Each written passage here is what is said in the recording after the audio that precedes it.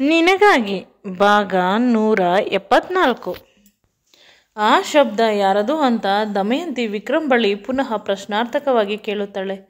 ಏಕೆಂದರೆ ಅವಳಿಗೆ ಆ ಧ್ವನಿ ತೀರಾ ಪರಿಚಿತ. ನಂತರ ಫ್ಲ್ಯಾಶ್ ಆಗುತ್ತದೆ, ನಿಜವಾಗಲೂ ಇಲ್ಲಿ ಏನೋ ಸಮಸ್ಯೆ ಇದೆ ಅಂತ. ಏಕೆಂದರೆ ಅವಳು ಧ್ವನಿ ಬಂದ ಕಡೆ ಹೋಗುತ್ತಾಳೆ.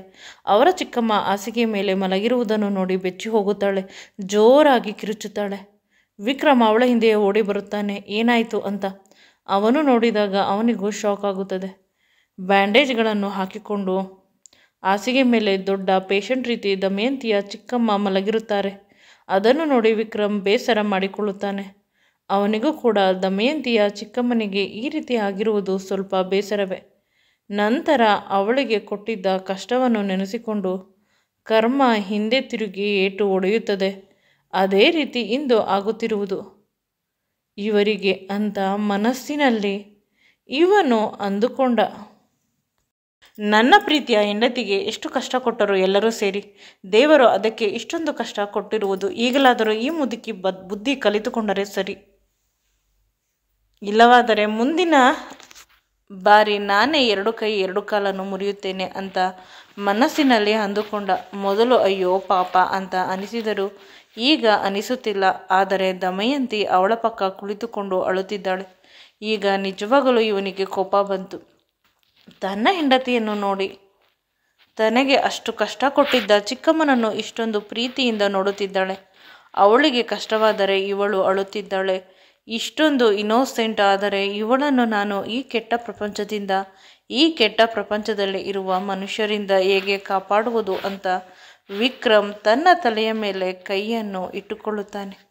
ಅದೇ ಸಮಯಕ್ಕೆ ಕಾಂಚನ ಮತ್ತು ಗಿರಿ ಎಲ್ಲರೂ ಬಂದು ಈ ಸನ್ನಿವೇಶವನ್ನು ನೋಡುತ್ತಿರುತ್ತಾರೆ. ಅಯ್ಯೋ ಚಿಕ್ಕಮ್ಮ, ಯಾಕೆ ಹೀಗೆ ಮಾಡಿಕೊಂಡಿರಿ? ನಿಮಗೆ ನೋವಾದರೆ ನನಗೂ ನೋವಾಗುತ್ತದೆ ಅಂತ ಕೇಳುತ್ತಾಳೆ. ಏನೇ ಸಮಸ್ಯೆ ಇದ್ದರೂ ನನಗೆ ಒಂದು ಫೋನ್ ಮಾಡಿ ಅಂತ ಹೇಳಿದ್ದೆ. ಇಷ್ಟೊಂದು ಕಷ್ಟ ಬರುವವರೆಗೂ ನೀವು ಹೇಗೆ ಇದ್ದೀರಿ ಅಂತ ಅವಳು ಅಳಲು ಶುರು ಮಾಡುತ್ತಾಳೆ.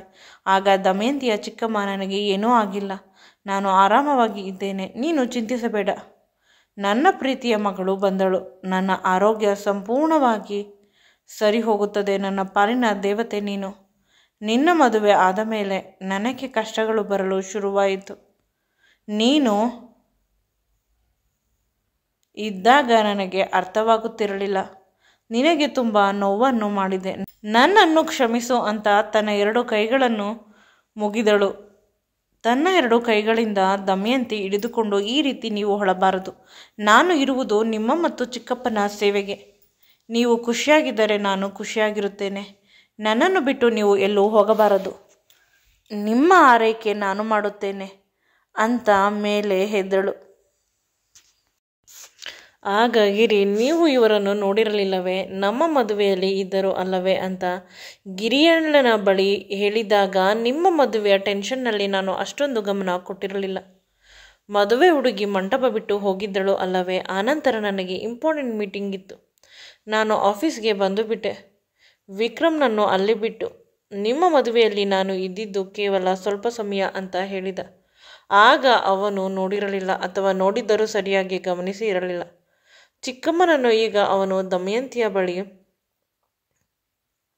ಬಂದು, ಇವರು ನಿಮ್ಮ ಚಿಕ್ಕಮ್ಮನ? ಹೌದು, ನನ್ನ ಅಪ್ಪನ ತಮ್ಮನ ಹೆಂಡತಿ. ಅಂದರೆ ನನಗೆ ಚಿಕ್ಕಮ್ಮ ಅಂತ ಅವಳ ಕೈಗೆ ಮುತ್ತು ಕೊಟ್ಟಳು. ಏಕೆಂದರೆ ಅವರ ಚಿಕ್ಕಮ್ಮ ಮದುವೆಯಾದ ಮೇಲೂ ಕೂಡ ಇವಳನ್ನು ಯಾವಾಗಲೂ ದಬ್ಬಾಯಿಸುತ್ತಿದ್ದಳು. ನನಗೆ ಅಷ್ಟು ದುಡ್ಡು ಕೊಡು, ಇಷ್ಟು ದುಡ್ಡು ಕೊಡು ಅಂತ ಹಿಂದೆ ಬಿದ್ದಿದ್ದಳು.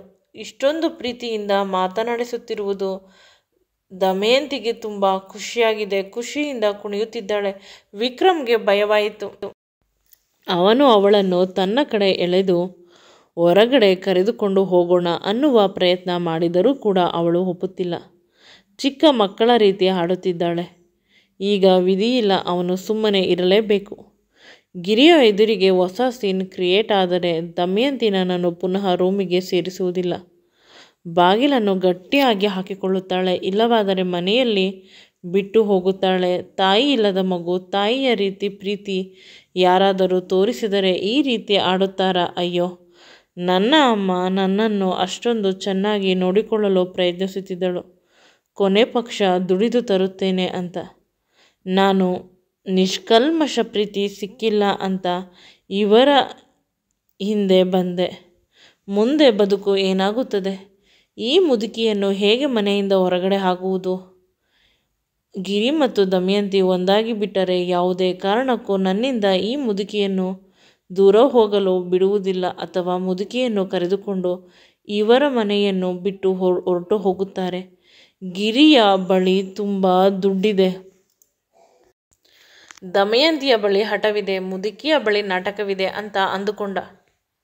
ಅಷ್ಟರಲ್ಲಿ ದಮಯಂತಿಯ ಚಿಕ್ಕಮ್ಮ ಅವಳನ್ನು ತನ್ನ ತೊಡೆಯ ಮೇಲೆ ಮಲಗುವಂತೆ ಸನ್ನೆ ಮಾಡಿದಳು.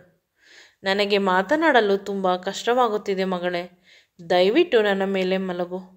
ಇನ್ನೂ ಎಷ್ಟು ದಿನವಾಗಿತ್ತು ಈ ರೀತಿ ಮಲಗಿಸಿಕೊಂಡು ಅಂತ ಅವಳ ಹಣೆಯ ಮೇಲೆ ಮುತ್ತನ್ನು ಕೊಡುತ್ತಿದ್ದಾಳೆ. ದಮಯಂತಿಗೆ ಇದೆಲ್ಲ ಹೊಸದು. ಇದನ್ನು ನೋಡಲಾರದೆ ಕಾಂಚನ ಹೊರಗೆ ಬಂದಳು. ಅವಳಿಗೆ ಇನ್ನೂ ಟೆನ್ಷನ್ ಆಗುತ್ತಿದೆ. ದಮಯಂತಿ ನನಗಿಂತ ಹೆಚ್ಚಾಗಿ ಆ ಮುದುಕಿಯನ್ನು ಇಷ್ಟಪಡುತ್ತಿದ್ದಾಳೆ. ಏನಾದರೂ ಮುಂದೆ ಹೆಚ್ಚು ಕಡಿಮೆ ಆದರೆ ಅನ್ನುವ ಭಯ. ಅವಳಿಗೆ ಅವಳ ಮೇಲೆ ಇರುವ ಪ್ರೀತಿಯನ್ನು ಹೇಗೆ ನಾನು ಕಡಿಮೆ ಮಾಡುವುದು ಅಂತ ಇವಳಿಗೆ ಅರ್ಥವಾಗುತ್ತಿಲ್ಲ. ಪದೇ ಪದೇ ತಲೆನೋವು ಕೊಡುತ್ತಿದ್ದಾಳೆ. ಕೊನೆಗೆ ಐಡಿಯಾ ಹೊಳೆಯಿತು. ಗಿರಿಗೆ ಎಲ್ಲ ವಿಷಯವನ್ನು ಹೇಳಿಬಿಡುತ್ತೇನೆ ಅಂತ ಯೋಚನೆ ಮಾಡುತ್ತಿದ್ದಾಳೆ. ಆದರೆ ಗಿರಿ ಇವರ ಮಾತನ್ನು ಕೇಳುವುದಿಲ್ಲ. ಕೇಳುವ ರೀತಿ ಯಾವುದಾದರೂ ಪ್ಲ್ಯಾನ್ ಮಾಡಬೇಕು ಅಂತ ತಲೆಯನ್ನು ಗಟ್ಟಿಯಾಗಿ ಹಿಡಿದುಕೊಂಡು ಅಲ್ಲೇ ಡೈನಿಂಗ್ ಟೇಬಲ್ ಮೇಲೆ ತಲೆಯನ್ನು ಇಟ್ಟು ಚೇರ್ ಮೇಲೆ ಆರಾಮವಾಗಿ ಕುಳಿತುಕೊಂಡಳು. ಏನಾದರೂ ಯೋಚಿಸಲೇಬೇಕು ಅಂತ. ಆದರೆ ಅವಳ ತಲೆಯಲ್ಲಿ ಏನೂ ಓಡುತ್ತಿಲ್ಲ. ಅಜ್ಜಿ ಪ್ಲೀಸ್ ಏನಾದರೂ ಮಾಡಿ ಅಂತ ವಿಕ್ರಮ್ ಕಾಂಚನ ಬಳಿ ಬಂದು ಕೈಯನ್ನು ಹಿಡಿದುಕೊಂಡು ಅಳುತ್ತಿದ್ದಾನೆ. ಚಿಕ್ಕ ಮಕ್ಕಳ ರೀತಿ. ಅವನ ಕಣ್ಣೀರು ನಿಜವಾಗಲೂ ಅವಳ ಕೈಗೆ ತಾಕಿತ್ತು. ಅಯ್ಯೋ, ಯಾಕೆ ಹೀಗೆ ಮಾಡುತ್ತಿದ್ದೀಯ ಪುಟ್ಟ ಅಂದರೆ, ನನಗೆ ನನ್ನ ಹೆಂಡತಿ ಪುನಃ ಸಿಗುತ್ತಾಳಾ? ಹೋಗಿ ಅವರ ಚಿಕ್ಕಮ್ಮನ ತೊಡೆಯ ಮೇಲೆ ಮಲಗಿದ್ದಾಳೆ.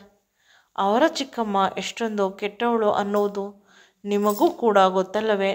ನಾಳೆ ನಮ್ಮ ಮಗುವಿಗೆ ಏನಾದರೂ ಹೆಚ್ಚು ಕಡಿಮೆ ಆದರೆ ಅಂತ ಅವನು ಯೋಚನೆ ಮಾಡುತ್ತಿದ್ದಾನೆ. ಅವನ ಮಾತನ್ನು ಕೇಳಿ ಅದು ಸರಿ ಅಂತ ಅಜ್ಜಿಗೂ ಅನಿಸಿತು. ಆದರೂ ಕೂಡ ನೀನು ಏಕೆ ಅಳುತ್ತಿದ್ದೀಯ ಗಂಡು ಮಗುವಾಗಿ ಅಂದರೆ? ದಮಯಂತಿ ನನ್ನ ಪ್ರಾಣ, ನನ್ನ ಆತ್ಮ, ನನ್ನ ಉಸಿರು. ಕೇವಲ ಮಗು ಅವಳ ಅಂಶ ಅಂತ ನನಗೆ ಇಷ್ಟ ಅಷ್ಟೇ ಹೊರತು ಎಲ್ಲಕ್ಕಿಂತ ಹೆಚ್ಚಾಗಿ ಪ್ರಪಂಚದಲ್ಲಿ ನನಗೆ ದಮಯಂತಿ ತುಂಬ ಇಷ್ಟ. ನನ್ನ ಪ್ರತಿ ಉಸಿರು ಕೂಡ ದಮಯಂತಿಯ ಹೆಸರನ್ನು ಹೇಳುತ್ತದೆ. ಅವಳಿಲ್ಲದೆ ನಾನಿಲ್ಲ ಅಂತ ಜೋರಾಗಿ ಅಳಲು ಶುರು ಮಾಡಿದ. ಅವಳು ನನ್ನ ಸಂಪೂರ್ಣ ಪ್ರಪಂಚ. ಈ ಪ್ರಪಂಚ ಮಾತ್ರವಲ್ಲ, ಜನ್ಮ ಜನ್ಮಾಂತರಕ್ಕೂ ಅವಳೇ ನನ್ನ ಬದುಕಿನ ಗೆಳತಿ ಆಗಿರಬೇಕು ಅಷ್ಟೇ ಅಂತ ಅಜ್ಜಿಯ ಕೈಯನ್ನು ಹಿಡಿದುಕೊಂಡು ವಿಕ್ರಮ್ ಅಳುತ್ತಿದ್ದಾನೆ. ಮುಂದೆ ಈ ವಿಡಿಯೋ ನಿಮಗೆ ಇಷ್ಟವಾಗಿದ್ದಲ್ಲಿ ನನ್ನ ಚಾನಲನ್ನು ಲೈಕ್ ಮಾಡಿ, ಶೇರ್ ಮಾಡಿ ಮತ್ತು ಸಬ್ಸ್ಕ್ರೈಬ್ ಮಾಡಿ. Thanks for watching.